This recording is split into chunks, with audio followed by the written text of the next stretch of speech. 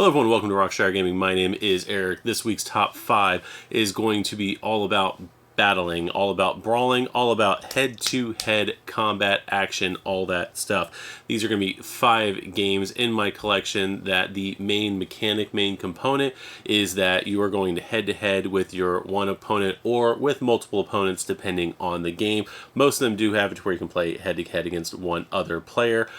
This is not going to be about scoring points, though some of these games do have a point scoring mechanic to them. That is not going to be the main focus. So we're not going to be dealing with like tableau games or anything like that where you're doing stuff somewhat on your own during gameplay with very little interaction with the other players. This is going to be mainly where even if you are scoring points to win the game, you have to score the points by directly battling with the other player or players that you're going up against. So today we're going to be doing the top 5 head-to-head games in my collection. Now, a caveat to that as well is that this isn't going to focus on anything like war gaming or anything like that. So anything in the same vein as like a Risk or anything like that is not going to be covered in this. We're not going against army to army. This is just going head-to-head against your opponent. And with that said, the first game on our list, number 5, is going to be Catapult Feud. This is a game where I've got essentially my fortress on one side and you have your fortress on the other side, and essentially if you want to go there, and yes, I am cheating a little bit, but life points are basically determined in this case by the fact that I've got 5 soldiers on my side, you've got 5 soldiers on your side. Now you're probably thinking, hey, you've got soldiers, you just said you weren't doing war games with armies and everything like that. I'm not. Basically in this game I am taking a catapult and I am flinging it at my one opponent. There are rules to do 4 players in this game if you want to, but for the most part it's me against you in this game, and once you've lost your 5 guys over there on your side, you have lost, because of course I'm going to win this game. But I love this game, my kids love this game, we sometimes don't even use the cards or whatnot. We try to follow the rules as much as we can with the younger kids, but for the most part we are just battling it out, flinging boulders at each other, just trying to see who the last one standing is. So that's why I like this game. That's why I put it in this category, because I mean, ultimately you are probably going to hit the other player, like physical player, with a one of the boulders in the game and whatnot.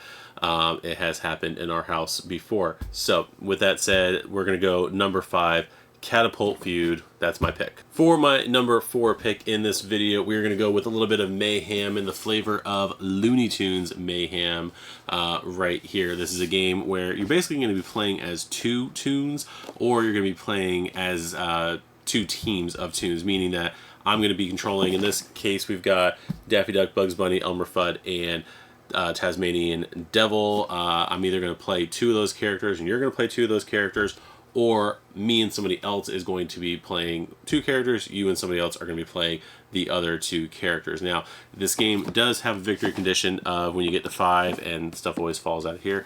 When you get to 5 victory points, I believe you win the game. But there's also the other part of that, is if you can knock out both of your opponent's characters in the same round, and they won't respawn, in the next round or whatnot, you also win in that regard. This is a very fun game. If you're thinking anything with Looney Tunes, your different characters all have various Acme flavored weapons and things like that. Your characters do have an A side or a B side depending on how you want to play them.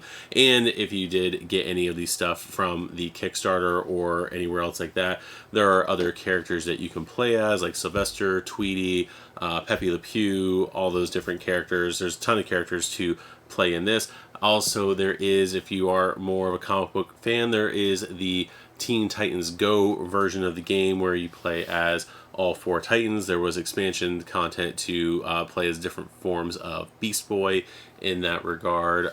Both of them, I believe, are interchangeable. Someone can let me know about that in the comments. But again, this is a great game, and again, you are going head-to-head with the other person. There are some victory point things where you can kind of skirt around with just working on some different stuff on the battlefield and everything to earn your victory points. But if you do want to just have a big old brawl and fight it out, you can do that as well. And if you're lucky enough, you can win the game just on that mechanic. So Looney Tunes Mayhem, or specifically just the Mayhem system, is going to be the number 4 pick. Number 5 is a game that has many iterations after the one we're going to show, as well as a couple of different versions of the game that are a little bit different than the original OG version, but we're going to show off the original right now. We've got Epic Spell Wars of the Battle Wizards. Specifically, this one is the Duel at Mount Skullsfire.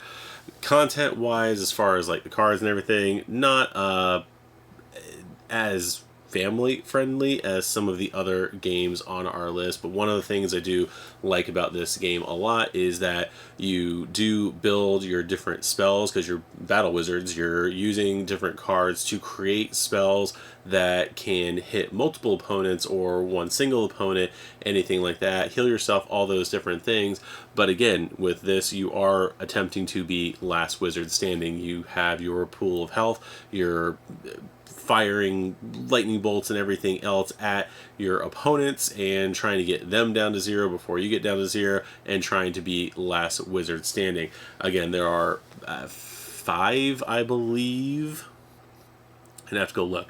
There are 5 different flavors of the original game, as well as a deck building version of this game as well. So, but we have a lot of fun with this. This is one of those games where, you know, people, I honestly, art-wise, the art style is not my cup of tea with it. I like the game for the mechanics more so than that. So again, that's another reason, with a little disclaimer here, that even if a game has artwork that you are not too keen on, to go ahead and give it a try, because mechanically it might be fantastic. And that was kind of the thing with this. Like I said, artwork not necessarily my cup of tea, but it is fun nonetheless. They did put a lot of effort into it and whatnot. But again, the whole mechanic of I've got my spell cards and I'm building up my spell cards on my turn to, if I can, just obliterate my opponents. That is what I'm going to do with that. So the number 3 pick for us today, Epic Spell Wars of the Battle Wizards.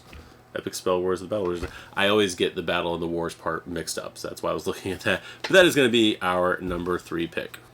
So number 2 on my list is probably going to be one of the older games in my collection. They have come out with new edition of the game since then, as well as different flavors of the game as well. Today, number 2 is going to be King of Tokyo. This is basically like a big giant monster fight for rulership, I guess, of Tokyo. There is a victory point component to this game. I have gone ahead and done the victory point component to it when I see that other players are spending a lot of their time beating the tar out of each other. I have done that in the past, but for the most part, this is again going to be another last monster standing or last player standing kind of a game. You are going to be fighting against each other, rolling dice in an almost Yahtzee kind of way. As many hits as you roll is how many hits you're going to do to whoever's in Tokyo or outside of Tokyo. If you're in Tokyo is how that all goes, because if you're in Tokyo, you're basically fighting for dominance in Tokyo. So there is going to be that aspect of it to it, and you are going to have player elimination in that one, meaning that when someone's lost all their health points, they are gone. They are not in the game any longer, and that does change the board about who can and cannot be in Tokyo. All that stuff. If you do go the battle route in this game, then once you are the last monster standing, you have won. So that is going to be my number 2 pick, King of Tokyo. And finally, for our number 1 pick is going to be a newer game to the collection, as well as it is a game that recently had more content added to it through crowdfunding. That is going to be Robot Quest Arena. Now, this is a game where at the end of the game you are adding up your victory points to see who won. However, the main way to get those victory points, as I said earlier in the intro and all that stuff, is that you've got to go fight the other guy. Like, there's no way, there's no dancing around it. You basically have to go and move in toward your opponent, use whatever weapons and whatnot that you collect through the deck building aspect of the game, and just obliterate your opponent, make their robot explode as much as you can. It is a really fun game. We've done a couple of playthroughs, I believe, on the channel already.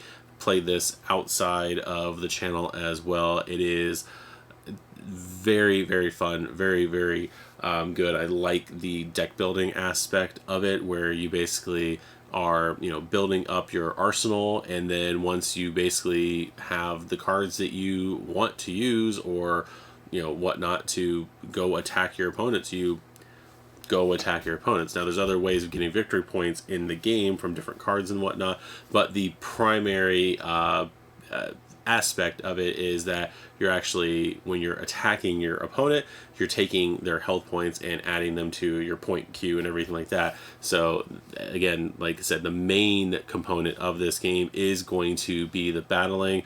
I have loved this game ever since we got it. I don't play it enough. I wish we were able to play it a lot more, but that is going to be our #1 pick for battling games or head-to-head games, is going to be Robot Quest Arena. And that is my list. Now, again, as I always say in these videos, these are based on games that are currently in my collection. So if you have any suggestions of games that I should add to the collection that fall under this category, let me know what those are in the comments. If you do disagree with the order I put these games in, or think that I shouldn't put any of these games in there and I should have put something else in there, please leave a comment about that as well. I'm always looking for new games in these different categories. I would love for certain games that I do have in like my top 5s and stuff like that to get booted down with other games. So if you have those suggestions, please let me know what those are. If you have not already, go ahead and hit that subscribe button so that way we can help grow the channel. We are very close to 500 subscribers as of this recording, so if we can just get that push, that would be fantastic. Make sure you hit that notification bell to know when we're going to be putting out other videos like this, as well as different unboxings and gameplays and everything else that we do here on the channel. Make sure, again, to comment down below with whatever you'd like to comment with. And until next time, I have been Eric, this has been RockShire Gaming, and we'll see you guys in the next video. Bye-bye.